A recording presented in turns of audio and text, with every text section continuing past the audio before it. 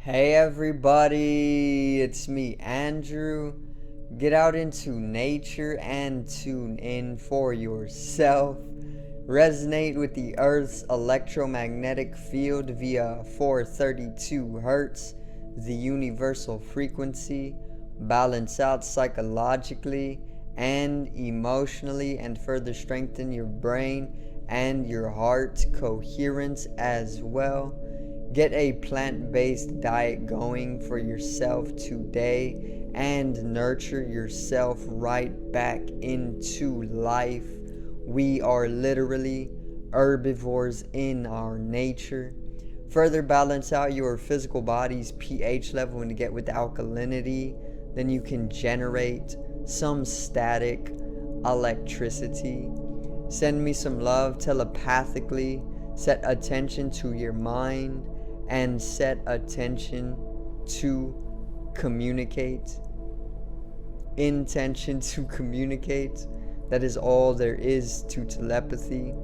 You are now tuning in to great days.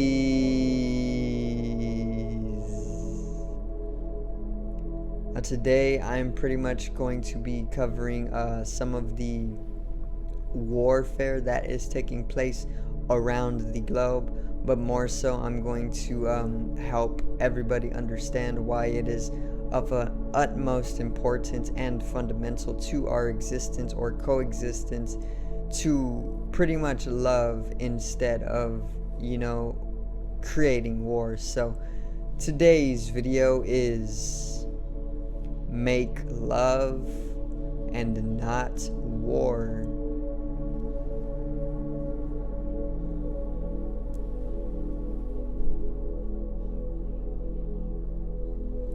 Now,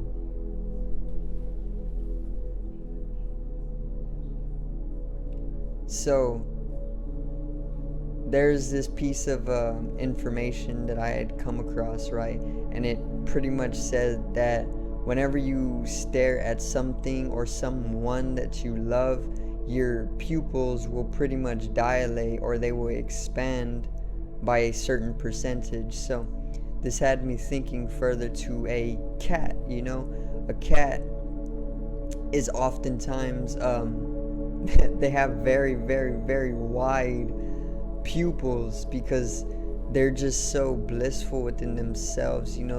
These kittens or these cats are always just so relaxed. They're always just so graceful. This is why they're able to literally jump 3 or 4 more times their body's length, because they're so gracious in nature. They aren't even affected by gravity, and this is what love brings in. So yeah, that's just a little fun fact for this video. So if you do find yourselves with very widened pupils, or if you find anybody with pupils that are very, very wide, just know that that person is probably in a deep state of bliss and or love. They're probably emotionally sweet, and you should definitely stick around that person because your eyes can probably widen as well. Because love is truly the fundamental nature of our existence, just as though the fundamental nature of the universe is musical or harmony. Love is of the same thing, because when you come to fight, when there's conflict, when there's arguing, when there's tensions, when there's uneasiness, when there's literal war, and when there is all of these lower natures, coexistence is literally impossible. You cannot coexist with another when you are fighting. For example, let's say you are living with another person. You have a roommate, right? And both of you need to supply a amount of money to pretty much sustain both of your living. So let's say you each need to provide some money, right, for the house or for the place you stay. Now, if you are too busy arguing with each other, if you are too busy fighting with each other, and if you are too busy in war with each other, there is no way that you are going to be able to communicate peacefully and fluently with each other in order to actualize the easiest and most sensible means of getting the money for the house. You're not going to be able to continue sustaining your house for any longer if you are too busy at war with one another. And it's just the exact same with the collective and the earth. So the earth is our home. The human species is the inhabitant of the earth.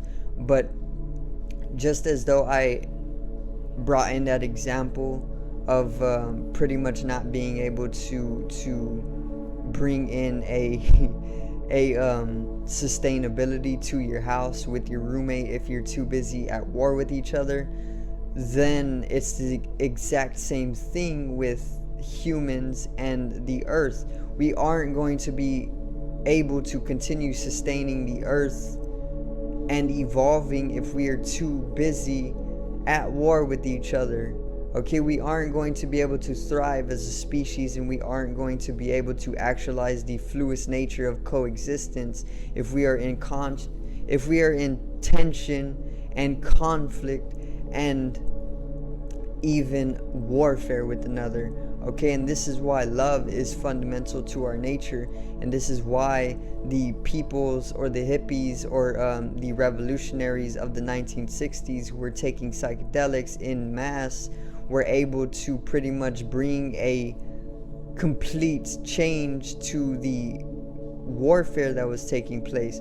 So this large body of people within the 1960s who were abundantly taking psychedelics to dissolve away their conditioning and their boundaries, bringing in more love and less ego and less war, were pretty much affecting the war simultaneously that was taking place during that time. Okay, and that's the effects that changing consciousness can have on the entirety of the globe.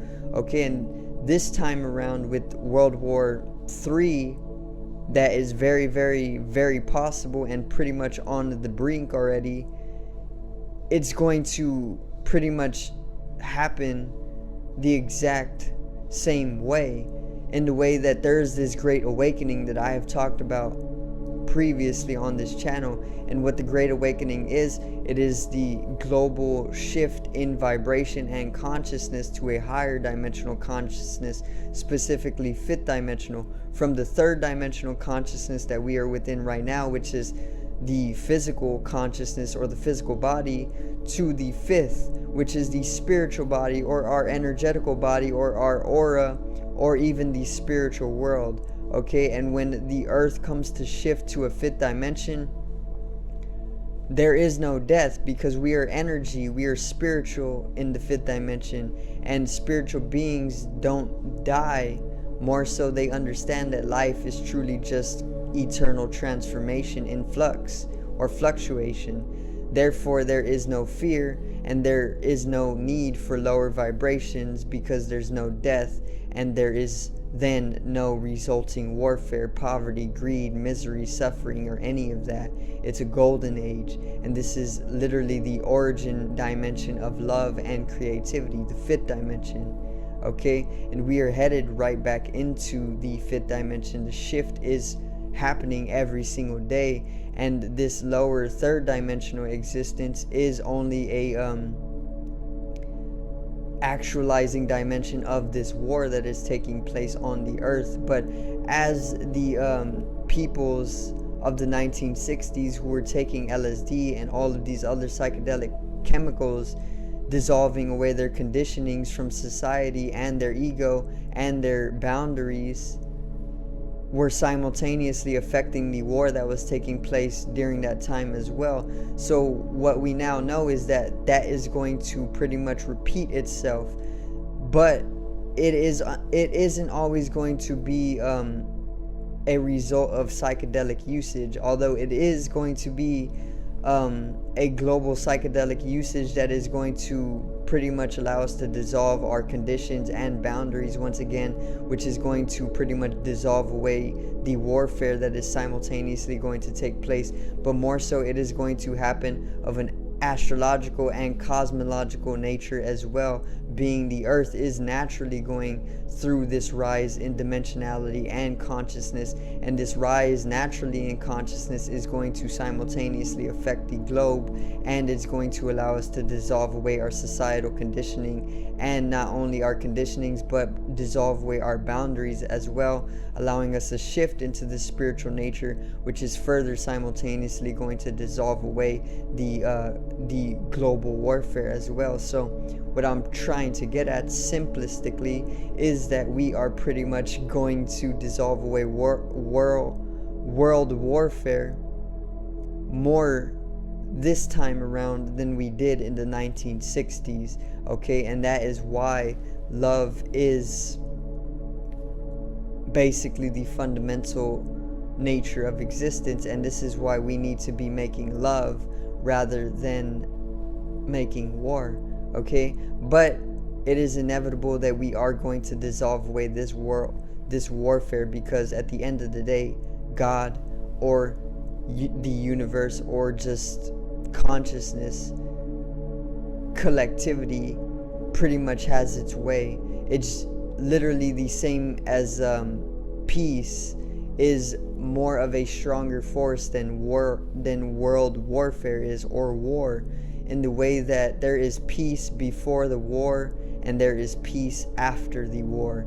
There is the war in the middle, but before the war takes place there is a peaceful battlegrounds, and after the war is over there is once again a peaceful battlegrounds. At the end of the day, there is always going to be peace, love, and harmony, okay? So I do thank you guys for watching once again, and that is the video today on why to make love instead of war. And I hope you did enjoy, and I hope you do start choosing to live within love instead of fear every single day. So subscribe over here to the left of me and help me reach 100 subscribers. Drop a like on the video to the right of me and support the channel once again. Generate some static electricity from the etheric body, or the first layer of the aura. It needs to be realized and strengthened during this time of collective rise in consciousness. I love you guys, and I love you women. Peace out and have a great day.